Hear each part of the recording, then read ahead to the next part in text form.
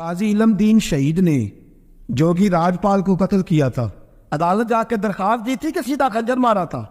چٹا ان پڑھ تنازی علم دین، چٹا ان پڑھ تنا کی ہے واہ غازی علم دین۔ کسی نے بتایا ایک بابا رو رہا ہے مسجد میں، اس نے کہا کیا ہوا؟ تو بابا جی کہتے ہیں بوڑھا ہو گیا ہوں، ہندو راجپال جوگی نے نبی پاک کی گستاخی کیا، کاش وہ جوان ہوتا تو ظالم کی گردن کاٹ دیتا۔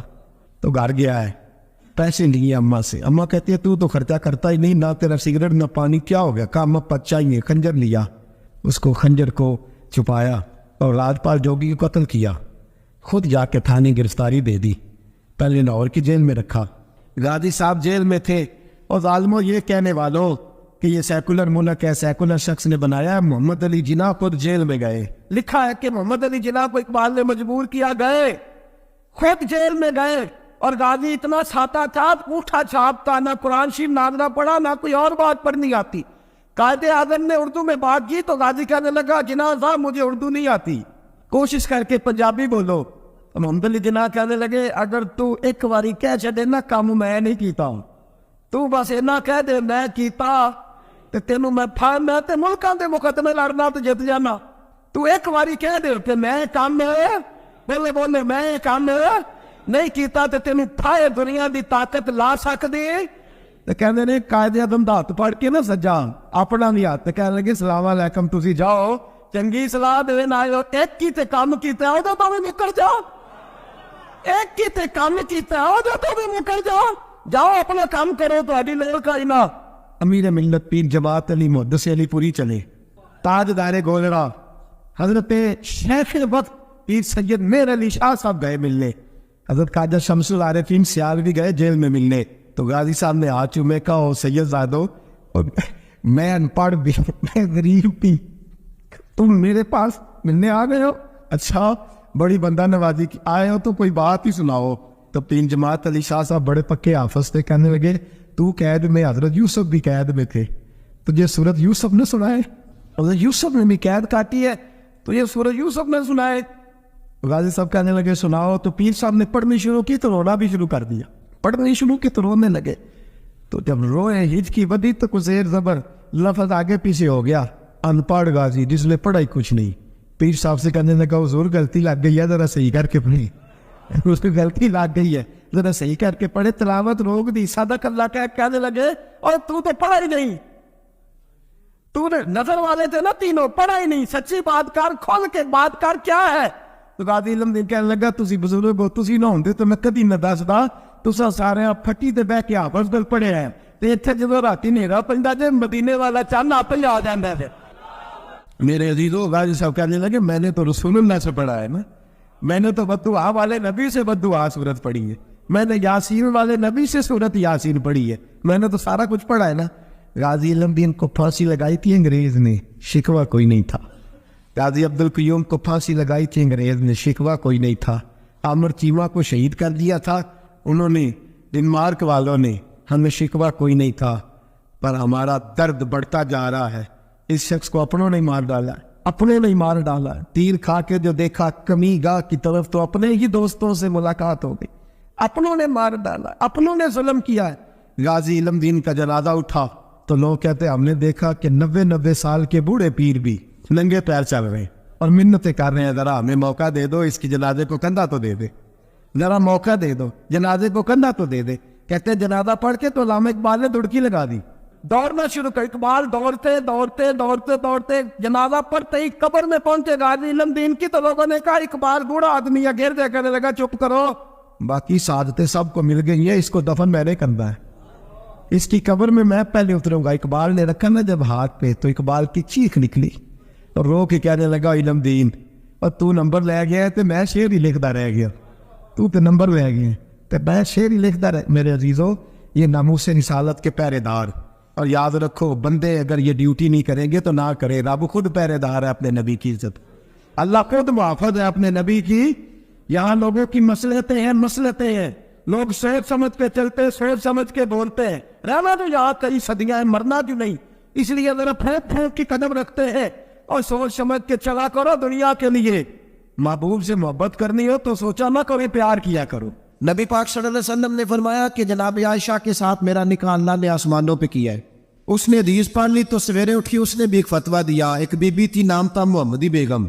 کہنے لگا میرا بھی اس کے ساتھ آسمانوں پہ نکاح ہو گیا ہے.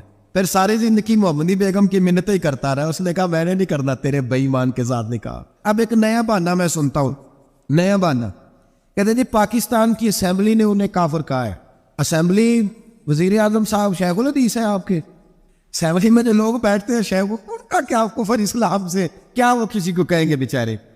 سورۃ اخلاص تو ہمارے وزیر داخلہ اور وزیر خارجہ نہیں سنا سکتے. یہ حال ہے. بہت بڑے بڑے بیرسٹر کہلانے والوں کو سورۃ اخلاص نہیں آتی, انہوں نے کسی کو کافر مسلمان کیا کہنا ہے. اسمبلی کا مسئلہ نہیں ہے. امت مسلمہ کے علماء محدثین محققین کا متفقہ فیصلہ ہے کہ مرزائی کل بھی کافر تھے, آج بھی قیامت تک کافر, اور بدترین کافر ہے, ہلکے پھل کے کافر بھی نہیں, سپرلیٹر ڈگری ہے, زبردست قسم کے کافر ہے, چھوٹے موٹے بھی نہیں, آخری درجے کے بدترین مشرک ہیں. ہم لوگوں کی اپنی موج ہے جمہوری, اور نہیں جی نہیں نرمی کرنی چاہیے, نہیں جی نہیں نرمی کرنی. ایک پارٹی والا دوسرے پہ سختی کر رہا ہے. مذہب کے معاملے میں سارے حسن اخلاق کے قائل, سب اخلاق کے قائل ہیں. نرمی کرو ٹھیک ہے, سب کو کہو چلو ٹھیک ہے گلی برابر کی ہے, ووٹ برابر کے لے لو. وہاں کہتے ہیں نہ دیے تو لڑائی بھی ہوگی, ناراضگی بھی ہوگی, جھگڑا بھی ہوگا, یہ بھی ہوگا. دنیا داری کے معاملے میں سختی, اور دین کے معاملے میں ایسا نہ کرو. وہ بدترین مشرکین ہیں, انہوں نے ایسے ایسے ظلم کیے. وہ تو کہتے ہیں جو ہمارے پیچھے نماز, مرزا تو یہ کہتا تھا جو مجھے نہیں نہ مانتے وہ سارے شیطان کے پیروکار ہیں. تو سب کو شیطان کہہ رہا ہے, تو نرمی کر رہا ہے. اور پھر اس کے مرزیوں کی مصیبت یہ ہے کہ وہ کہتے ہیں جی ہم قرآن کو بھی مانتے ہیں, ہم اسلام کو بھی مانتے ہیں, ہم نبی پاک صلی اللہ علیہ وسلم کو بھی مانتے ہیں, بس آخری نبی نہیں مانتے, ایک نیا نبی مانتے ہیں. اور پھر رنگ بڑا عجیب دیا, کہتے ہیں ذلی نبی ہے, پروزی. نوکھا فلسفہ سنے آپ, حیران ہو جائیں گے. ذلی نبی کہتے ہیں میں مستقل نبی نہیں, میں نبی پاک کا سایہ بن کے آیا ہوں. یہ اس نے دعویٰ کیا ہے. کہتے ہیں میں مستقل نبی نہیں, میں حضور کا. اور بیوقوف, جس خدا نے اپنے رسول کا سایہ بنایا ہی نہیں کہ کسی کے قدم نہ آ جائے. اور تیرے جیسے شخص کو سایہ بنانا تھا جس کی ایک آنکھ بھی کوئی نہیں, کانا ہے بیچارہ. مرزا کانا تھا, ایک آنکھ اس کی سلامت. اللہ کے نبیوں میں کوئی نقص ہوتا. ہمارے ہاں ایک دفعہ گفتگو ہو رہی تھی تو ایک مولانا کہنے لگے مرزا جھوٹا نبی ہے.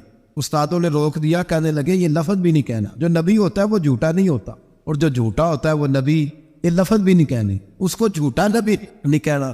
کہا حضور پھر کیا کہے؟ کہنے لگے چلو کانا شانا کہہ لیا کرو, اتنی گنجائش ہے, یہ تو لو 2-4 جملے ہیں, جیسا بیچارہ ہے تھا ویسا چلو کہہ لو, کانا شانا کہہ لیا کرو, اس کی اجازت ہے. لیکن یہ لفظ کہنے کی اجازت منظم سازش کی شخص نے, منظم. اور یہ رکی نہیں, ہماری یونیورسٹیوں کے اندر بہت سارے لیکچرار بھرتی کیے جاتے ہیں جو قادیانی ہے, مرزائی ہے. اور آپ حیران ہو گئی یہ بات سن کے کہ یورپ کا ویزا سب سے آسانی سے اس بندے کو ملتا ہے جو کہتا ہے جی میں مرزائی ہو گیا ہوں, مجھے پاکستان میں خطرہ ہے, فٹافٹ بلا لیتے ہیں. تمہاری ان کے ساتھ کیا رشتہ داری ہے جو تمہیں فٹافٹ بلاتے ہیں؟ بتاؤ کیا تعلق ہے جو تمہیں سپورٹ کرتے ہیں؟ مرزا غلام احمد قادیانی نے دعویٰ کیا. پہلے وہ کہنے لگا جی میں محدث ہوں, میں حدیثوں کی تشریح کرتا ہوں. پھر کہنے لگا میں مجدد ہوں, دین کی تجدید کروں گا. پھر آہستہ آہستہ کہنے لگا جی میں امام مہدی بن کے آیا ہوں. لوگ کٹھے ہونے لگے نا, ہمارے لوگ تو دعا کرانے پہ قائل ہو جاتے ہیں. ویسے بھی جو نئی مداری لگائے اس کے بندے جلدی قائل ہو جاتے. علامہ اقبال نے پنجابی کا, میں خود پنجابی ہوں لیکن اقبال نے پنجابی کا مزاج بیان کیا ہے. پنجابی کا مزاج, اقبال کہتے ہیں پنجابی کا مزاج ہے کہ تحقیق کا پھندہ کوئی سیاد لگا دے, یہ شاخ نشیمن سے اترتا ہے بہت جلد. کہتے کوئی مداری دکھائے صحیح, اس کا کام ہے فٹافٹ پہنچ جانا. یہ مداریوں کا زمانہ ہے, جو اچھی مداری لگا لے, شور شار اچھا کرے, اس کے گرد لوگ جو کہے میں نے پھونک ماری تو بندہ چل پڑا, پھونک ماری تو گر گیا, پھر میں نے ایسے کیا تو ایسے ہو گیا. کوئی مداری دکھائے صحیح, مداری کا دور ہے. اس نے بھی مداری لگا لی, میں دعا کرتا ہوں تو فلانا صحیح ہو گیا, میں یہ کرتا ہوں تو کبھی محدث ہو گیا, کبھی وہ مجدد ہو گیا. پھر کہنے لگا میں امام مہدی. پھر اس نے تھوڑی ترقی کر لی تو کہنے لگا میں مسیح موعود ہوں, وہ جو حضرت عیسیٰ علیہ السلام نے دوبارہ پیدا ہونا تھا تو لہذا میں آ گیا ہوں, معاذ اللہ. پھر آہستہ آہستہ جب اس نے سمجھا نا کہ اب بندے تھوڑے پکے ہو گئے ہیں جو میرے ساتھ ہیں, پھر کہنے لگا نہیں میں ذلی نبی ہوں, بروزی, میں سایہ بن کے آیا ہوں. مرزا غلام محمد قادیانی, پشت پناہی اس کو انگریز کی حاصل تھی. کسی شخص کی جب حکومتیں سپورٹ کرتی ہے پر اس کا آگے بڑھنا بڑا آسان ہو جاتا ہے. اس کی انگریز نے مکمل پشت پناہی. اپنے بچوں کو سمجھایا جو بات عرض کر رہا ہوں. ہمارے اپنے شہروں میں جو معروف سکول ہے ان کے اندر ایسے ٹیچر بھرتی ہونے لگے ہیں جو قادیانی اور مرزئی ہیں، جو گندے نظریات کے حامل لوگ، جو طرح طرح کی، آپ کو نہیں پتا، ہمیں تو شوق ہی بڑا ہے نا، بچہ ایف ایس سی کرے صحیح، جائے جدھر مرضی، پی ایس سی کرے بس وہ، اور بڑی جلدی لوگ مائل اور قائل ہوتے ہیں۔ ایک صاحب مجھے کہنے لگے جی اب تو سائنس بھی ماننے لگی ہے اسلام کی ساری باتوں کو، تو میں کیا مانے چاہے نہ مانے، سائنس کے ماننے سے کوئی فرق پڑتا؟ نہیں مانتی سائنس تو نہ مانے۔ اور بڑی ذمہ داری سے بات کہہ رہا ہوں، بڑی ذمہ داری سے، دین کی کوئی تحریک چلتی ہے تو نہ سیاستدان نکلتا ہے، نہ جاگیردار، نہ سیاستدان، نہ وڈیرا، نہ کوئی اور، الا ماشاء اللہ۔ دین کی تحریک چلتی ہے تو نہ یہ لاکھ لاکھ روپیہ لینے والے نعت خواہ باہر نکلتے ہیں، نہ جو بڑی گدیوں پہ جدی پشتی پیر بیٹھے ہیں وہ باہر آتے ہیں، وہ علماء اور مشائخ جن کا دین سے رشتہ ہے۔ اگر پیر جماعت علی شاہ صاحب نکلے تو خالی پیر نہیں تھے، عالم دین بھی تھے۔ اگر پیر میرے علی شاہ صاحب نکلے تو خالی پیر نہیں، بہت بڑے عالم تھے۔ حجت الاسلام نکلے تو خالی پیر نہیں، عالم۔ یہ علماء نکلتے ہیں، مار کھاتے ہیں۔ ایک عالم نے مار نہیں کھائی، دو نے نہیں کھائی، درجنوں نے کھائی، ہزاروں اور سینکڑوں نے کھائی۔ علماء نے قربانیاں دی، جیلوں میں بند ہوئے۔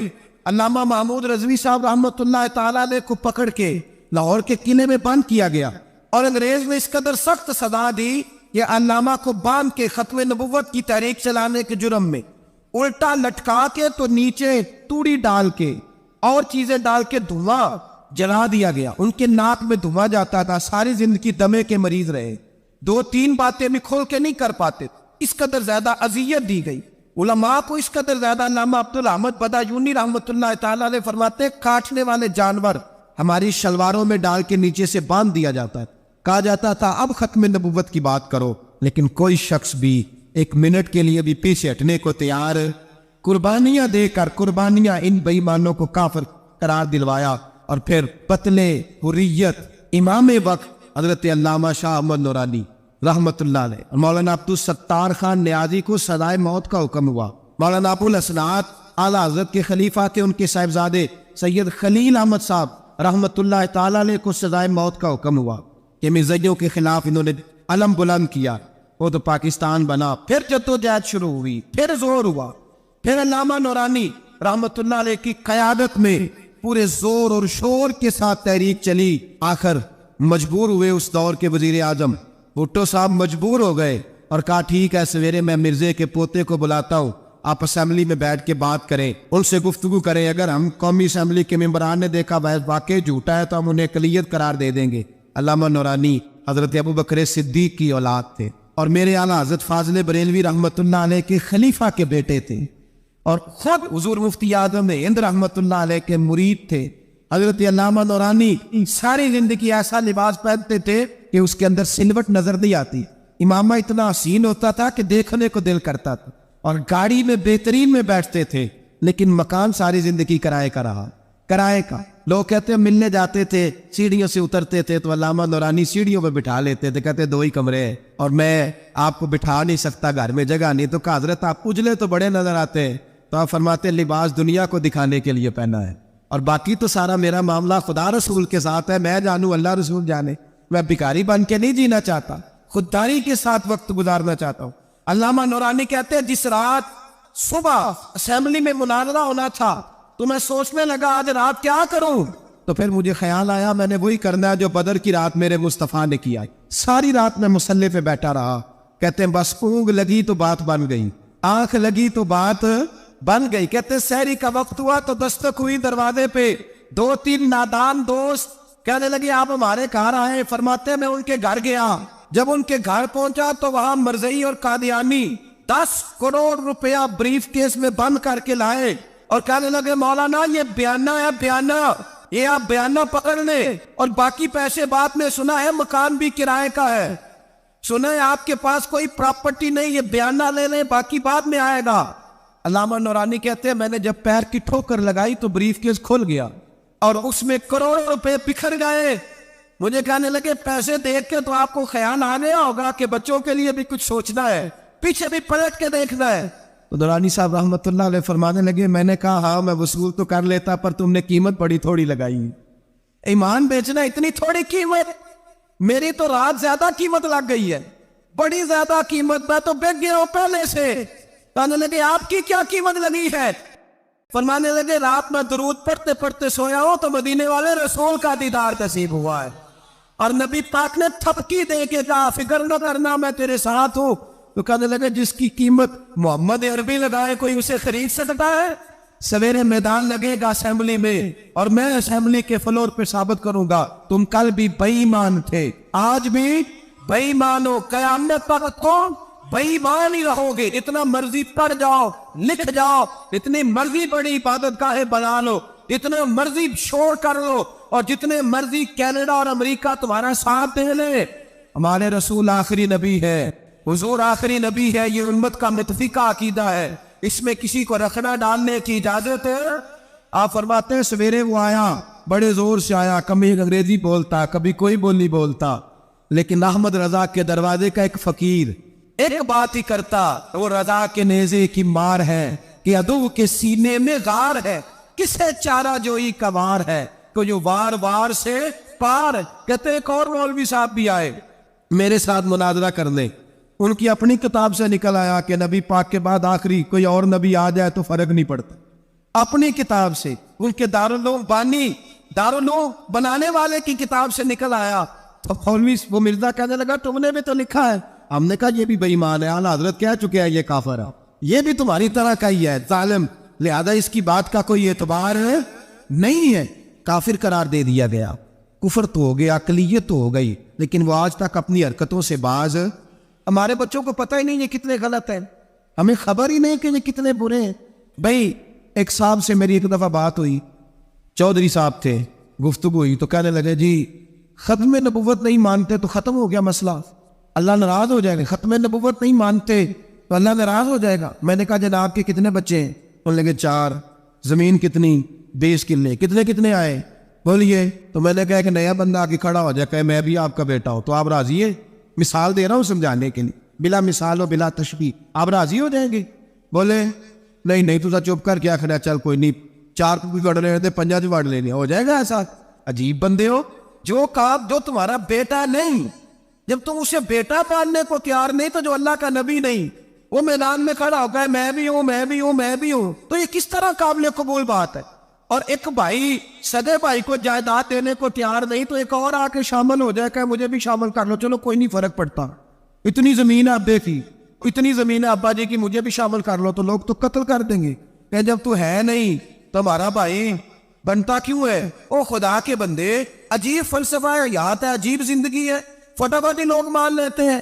سب لوگوں نے اپنی اپنی باتیں کی، سب نے اپنے اپنے دلائل دیے ختم نبوت پہ، ضرورت ہی نہیں تھی۔ جب حضور کہہ گئے جو بن سکتے تھے ان کو نبی پاک کہہ گئے، جو بن سکتے تھے ان میں صلاحیتیں تھی، حضور نے فرمایا علی تو میرے لیے اسی طرح ہے جس طرح موسیٰ کے لیے ہارون تھے، لیکن موسیٰ کے بھائی ہارون بھی نبی تھے، پر میرے بعد کوئی نبی ہو سکتا تو وہ اسی طرح جس طرح موسیٰ کے لیے ہارون، جن کے اندر خوبیاں پائی جاتی تھی۔ فرمایا ابو بکر میری ساری امت سے افضل ہے پر نبی نہیں ہے۔ میرے رسول پاک نے فرمایا عمر فاروق میں وہ ساری خوبیاں پائی جاتی ہے جو ایک نبی میں، اس لو کان نبی بعد لکان عمر ابن خطاب، اگر کوئی میرے بعد نبی ہوتا تو خطاب کا بیٹا عمر ہوتا، جو ہو سکتے تھے جب وہ نہیں ہوئے تو کانا شانہ اٹھ کے آ گیا ہے، ادھر قادیان کا رہنے والا، اور تو کہتا ہے نہیں مجھے مان لو، چلو پورا نہ مانو، ذلی مان لو، پروزی مان لو، حیا ہونی چاہیے۔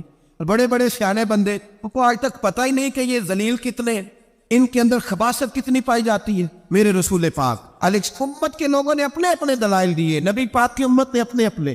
حضرت میاں محمد بخش صاحب رحمت اللہ علیہ ختم نبوت پہ بات کرنے لگے تو انہوں نے انوکھی بات ہی کر دی، انوکھی بات۔ ایک شخص ان سے کہنے لگا چل کے دیکھو تو صحیح، ملے تو صحیح۔ آپ فرمانے لگے دفع کرو، جنہ اندر عشق ہے رچیا اوڑا نہیں بھج جانا، پاوے سونے ملنا ہزارہ آسانی یار بٹاؤنا۔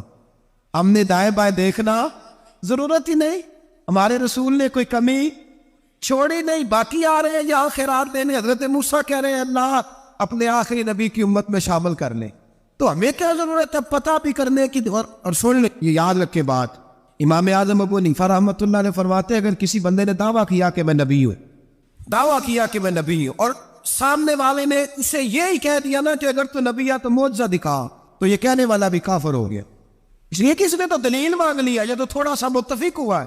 तमाशा देखने के लिए भी अगर कहा ना कि अगर तो नबी है तो दलील ला, कोई मोजसा, तो ये लफ्ज कहने वाला भी बोलिए दायरा इस्लाम से क्यों मांगी तूने दलील, क्या जरूरत पड़ी थी, क्यों तूने ऐसा कहा?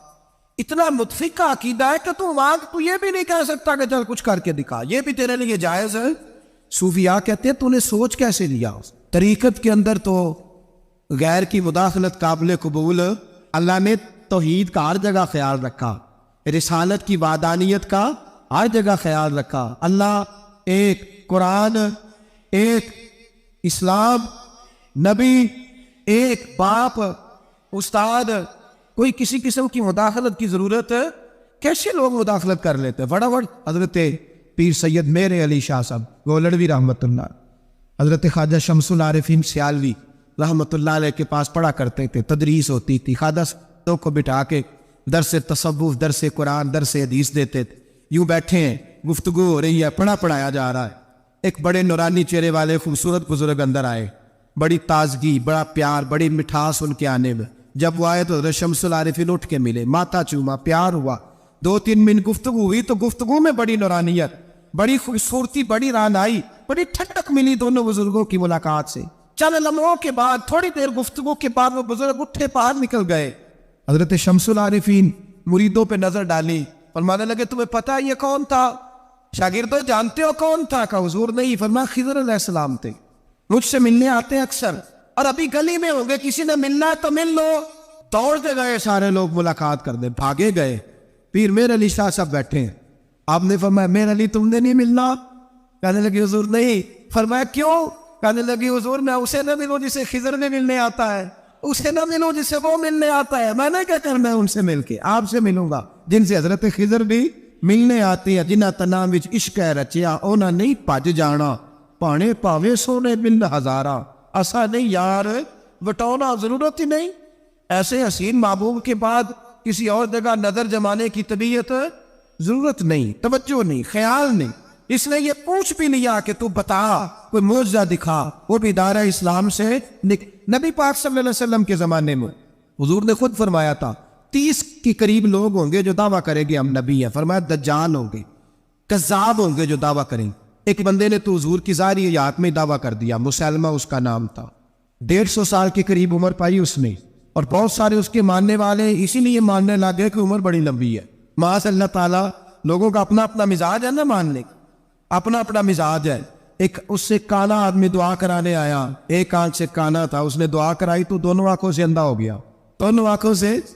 अल्लाह ने उसे सजा दी तो एक मानने वाला कहने लगा फटाफट मान जाओ, वरना जो इसकी ना माने पूरा अंधा हो जाता है। मानने वालों का अपना अंदाज है ना। एक लंगड़ा आया, एक टांग से लंगड़ा के चलता था, मुसलमान से दुआ कराने आया तो दूसरी भी जाया हो गई, ये उसका हाल था। पर मानने वालों का क्या किया जाए? मानने वाले जिसको मर्जी मानने लगते, नफसियाती तौर पर लोग कमजोर हो जाते। मुसलमान ने नबी पाक सल्लल्लाहु अलैहि वसल्लम को खत लिखा, कहने लगा हुजूर के ज़माना मुबारक में, और कुछ हदीसें ऐसी भी मिलती है जिससे ये साबित होता है कि उसकी हुजूर से मुलाकात भी हुई, सामने कुछ बोल नहीं सका, जाके खत लिखा। कहने लगा कि आप मेरे साथ मुआहदा कर लें, जब तक आप हयात ज़ाहिरी में आप नबी, और जब आपका विसाल हो जाए तो मैं नबी, या ये मुआहदा कर लें कि आते अरब के आप नबी और आधे का मैं नबी, माअज़ल्लाह। उसने ये खत लिखा। नबी पाक ने जवाब लिखा, फरमाया मैं तो अल्लाह का रसूल हूँ, तू कज़्ज़ाब है, तू कज़्ज़ाब है, झूठा है। लोग एक और भी, मैं एक दिन आर्टिकल पढ़ रहा था, कहने लगे जी मिर्जे के बड़े मानने वाले हैं, उसको कज़्ज़ाब नहीं कहना चाहिए, उनको दुख होता है, जो झूठ बोले उसे झूठा नहीं कहना चाहिए। तो बोल दे क्यों नहीं? तो की प्रोग्राम है, कहना चाहिए कि नहीं कहना चाहिए? ये सवाब होगा। इसलिए कि जो नबूवत का दूसरा दावा करे उसको नबी पाक ने झूठा कहा है। हुजूर ने फरमाया तू कज़्ज़ाब है। क्या कहा है? तो सवाब होगा, आखोगे तो क्या कहा है? कज़्ज़ाब। उसको कज़्ज़ाब कहना नबी पाक के क्या किए ना, फिर जी मनने वाले तकलीफ होती तो मैं क्या पही हो गई, वो कज़्ज़ाब है, लिहाजा हमेशा कज़्ज़ाब ही रहेगा। जब हुजूर ने कहा है जो दावा करे नबूवत का वो क्या है, तो लिहाजा कज़्ज़ाब ही रहेगा। हुजूर ने लिखा कज़्ज़ाब। जब नबी पाक ने कज़्ज़ाब लिखा ना खत में, कौन लेके जाएगा? अब उसके दरबार में जाना है, हालात बड़े खतरनाक है, उसके गिर्द बंदे भी है, और उसके घर जाना है, मुश्किल में रहना है। एक सियाबी थे छाबड़ी फरोश, सर के ऊपर रख के ना टोकरा, तो मदीने की गलियों में खजूरें बेचते। 11-12 بچوں کے باپ تھے. کون جائے گا؟ اور جسمانی طور پہ بھی کمزور تھے. فٹافٹ اٹھے, کھجور کھا رہے تھے, ہاتھ کھڑا کر کے کہا حضور کسی اور کی ڈیوٹی نہ لگانا, میں جاؤں گا. جب یہ لفظ کہے تو ان کے منہ سے کھجور کے ٹکڑے گرے صحابہ کے چہروں پر. ایک صحابی کہنے لگے پہلے کھجور تو کھا لے, بڑی تجھے جلدی ہے بولنے کی, کھا تو لے. کہنے لگے اگر میرے کھاتے کھاتے ڈیوٹی کسی اور کی لگ گئی تو, کسی اور کی لگ گئی تو کیا کرو گا, جلدی ہے مجھے. حضور سید عالم صلی اللہ علیہ وسلم نے نا اپنا نیزہ دیا, کوڑا دیا, فرمایا ذرا ڈٹ کے جانا, اس کے گھر جانا ہے. کہا محبوبہ فکر ہی نہ کرے, فکر نہ کرے. صحابہ کہتے ہیں اس طرح وہ نکلا جیسے کوئی جرنیل نکلتا ہے. اس کا انداز ہی بدل گیا, اس کے طور طریقے ہی بدل گئے. وہ یوں نکلے جیسے کوئی بڑا دلیر آدمی تھا. حضور نے بھیجا ہے نا, نبی پاک نے بھیجا ہے نا, انداز ہی بدل گئے, طریقے ہی بدل گئے. مسلمہ کے دربار میں گئے, وہاں ایک شخص جو بعد میں مسلمان ہوا وہ بتلاتا ہے کہ جب حضرت ابی بن زید پہنچے نا تو نیزہ ہاتھ میں تھا, زور سے گاڑا جا کے اس کے دربار میں, زور سے گاڑ دیا زمین پہ. مسلمان نظر, کون ہو؟ آپ فرمانے لگے تجھے چہرہ دیکھ کے نہیں پتا چلا میں رسول اللہ کا نوکر ہوں؟ ہمارے تو چہرے بتاتے ہیں ہم رسول والے, ہمارے تو چہرے بتاتے ہیں نبی پاک والے, تجھے پتہ نہیں چلا کون ہو, کیسے آئے ہو؟ فرمایا یہ تیرے خط کا جواب لایا ہوں. بادشاہوں کا طریقہ یہ تھا کہ خط خود نہیں پڑھتے تھے, ساتھ ایک بندہ کھڑا ہوتا تھا, وہ خط پڑھتا تھا. مسلمان نے اس کو خط دیا, پڑھو. جب اس نے خط پڑھا تو لکھا تھا تو کذاب ہے. اب سب نے سن لیا, اکیلے میں ہوتا تو چلو بات اور تھی, سن لیا سب نے, آگ بگولا ہو گیا, آنکھیں سرخ ہو گئی, جلال برسانے لگا. اب اور تو کچھ نہ ہوا, سامنے حضرت ابی کھڑے تھے, اٹھا تلوار لے کے کہنے لگا تیرے نبی نے مجھے کذاب کہا ہے, تیرا کیا خیال ہے؟ مانے لگے خیال والی بات ہی کوئی نہیں, جسے نبی پاک کذاب کہے وہ ہوتا ہی کذاب ہے, جسے حضور جھوٹا کہے وہ ہوتا ہی. فرمایا تو 7 سمندروں کا پانی بھی بہا دے تو تیرا جھوٹ دھل سکتا, تو ہے چھوٹا, جسے حضور نے جھوٹا کہہ دیا وہ جھوٹا ہے, جھوٹا ہے. کہنے لگا پیچھے پلٹ کے دیکھ, سارے میرے پہرے دار ہیں, میرے سپاہی ہیں, تلواریں, نیزے, خنجر, تیر, سارے میرے ماننے والے. کیا لفظ ہے, کیا غسل ہے, کیا توانائی ہے. حضرت ابی بن زید فرمانے لگے میرے 12 بچے ہیں, ان میں سے کچھ ایسے ہیں جو دودھ پیتے ہیں, کچھ ایسے ہیں جو ابھی چل نہیں پائے. میں جب رسول اللہ کا پیغام لے کے نکلا تھا تو میں نے پلٹ کے بچے نہیں دیکھے, تو تیرے پہرے دار کیسے دیکھ گئے؟ جو چیز مجبور کرتی ہے باندھ لیتی ہے, وہ نہیں جب میں نے دیکھی تو میں تیرے پہرے دار دیکھوں. جو جی میں آتا ہے کر, غلامان نے محمد جان دینے سے نہیں ڈرتے, یہ سر کٹ جائے یا رہ جائے کچھ پرواہ نہیں کرتے. فرمایا ان کو نہیں دیکھا جن کو دیکھنا چاہیے تھا, تجھے دیکھو. میں اکثر کہتا ہوں کٹ لگ جائے نا ہاتھ پہ تو نمازیں رہ جاتی ہے, جماعتیں چھوٹ جاتی ہے, طبیعتیں بگڑ جاتی ہیں, مشکل ہوتا ہے, تکلیف آئے تو سمجھنا. یہاں ہلکا سا بچھو آ کے کاٹے تو شور ہو جائے گا, جمعے میں لوگ اٹھیں گے, مجمع بکھرے گا, وہ بچھو آ گیا, حالات بگڑ جائے, چھپکلی پیروں پہ گرے تو لوگ اٹھ دوڑتے ہیں. حضرت ابی بن زید انصاری کھڑے تھے, انگلی نہیں, ہاتھ نہیں, کٹ نہیں لگا. مسلمان اٹھایا, اس نے زور سے تلوار ماری, بازو کٹ کے گر گیا, فوارہ نکلا خون کا. او بھائی بچھو کاٹے تو سمجھنا مشکل, ذرا تصور کرو ہاتھ کٹ گیا. حضرت ابی بن زید کھڑے, کہنے لگا اب تیرا کیا خیال ہے؟ آپ فرمانے لگے تو بڑا بے وقوف ہے, ہمیں آزماتا ہے, ہمیں تو بدر سے لے کر احد تک ساری دنیا آزما چکی ہے, ہمیں آزماتا ہے, ابھی بھی خیال پوچھتا ہے. فرمایا میرا خیال وہی ہے جو میرے رسول نے فرما دیا, خیال وہی ہے جو نبی پاک نے کہہ دیا ہے. پھر تلوار ماری, دوسرا ہاتھ کٹ گیا. ذرا سوچنا, غور کرنا, ٹانگ ٹوٹی نہیں, ہڈی نہیں ٹوٹی, ماس نہیں اکھڑا, ہاتھ کٹ کے گرا, 2 ہاتھ گر گئے, زمین پہ گرے. حضرت حبیب کہنے لگا میں تجھے قتل کر دوں گا, باز آ جا. آپ فرمانے لگے تو بڑا نادان ہے. ان لوگوں کو ڈراتا ہے جو سویرے فجر کی نماز پڑھ کے پہلی دعائیں شہادت کی مانگتے ہیں. ہمیں ڈراتا ہے جو سوتے وقت التجا کرتے اللہ بستر پہ موت نہ دینا, میدان میں دینا. تو ہمیں ڈرا رہا ہے, چل جو ہوتا ہے کر لے. اس نے خنجر رکھا, تلوار رکھی گردن پہ, فرمایا میں کاٹ دوں گا. فرمایا کاٹتا کیوں نہیں, کاٹتا کیوں نہیں؟ اور وہ روایت کرنے والے کہتے ہیں مسلمہ کے ہاتھ کامتے تھے ختم نبوت کے تحفظ کے لیے. جب نبی پاک کے غلام نکلے تو جھوٹا دعوے کرنے والے کانپ کھڑے ہوئے, کہتے اس کے ہاتھ کانپتے تھے. حضرت حبیب بن زید کٹے ہوئے بازوؤں کے ساتھ بھی توانا تھے, قلم توڑ گئے میاں محمد بخش صاحب، فرمانے لگے وہ کچا رنگ للاری والا جیڑا چڑھدا لیندا رہندا، اے عشق تیرے دا رنگ محمد چڑھ جائے پھر نہیں لیندا۔ جب تلوار چلی، گردن کٹی، تو رسول اللہ کی ختم نبوت پر پہرا دینے والوں کا اجر میرے رسول نے بیان فرمایا، میرے نبی نے اجر بیان کیا، ڈگری جاری فرمائی، سند کی حضور نے، وہاں گردن کٹی اور جہاں مدینے میں حضور کی آنکھوں میں آنسو آئے۔ یا رسول اللہ کیا ہوا؟ فرمایا میرا حبیب شہید ہو گیا ہے اور رب کریم نے اس کے لیے جنت کے سارے دروازے کھول دیے، سارے دروازے اللہ نے کھول، یہ سند جاری کی نبی پاک۔ ختم نبوت مسلمان کا عقیدہ، حضرت ابو بکر صدیق نے ختم نبوت کے تحفظ کے لیے پورا ایک دستہ تیار کیا۔ ابو جہل کے بیٹے جناب سیدنا اکرمہ رضی اللہ تعالیٰ عنہ، ان کی سربراہی میں جناب سیدنا ابو بکر صدیق رضی اللہ تعالیٰ عنہ نے لشکر تیار کیا۔ وہ لشکر گیا، اس لشکر میں حضرت وحشی بھی تھے جنہوں نے حضرت امیر حمزہ کو میدان احد میں شہید کیا تھا۔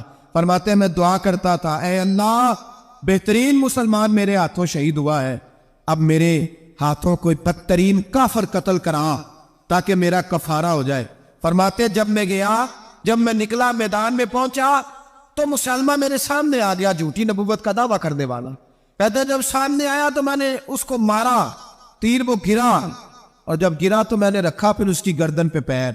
میں نے کہا میرے رسول تو میدان بدر میں دعا کرے تو 5000 فرشتے آتے ہیں، تو ذرا پلٹ کے دیکھ بے ایمان تیرا حال کیا ہے۔ فرماتے ہیں میرے قدموں کے نیچے، میں نے کہا تو میرے نبی سے مقابلہ کرنے چلا تھا؟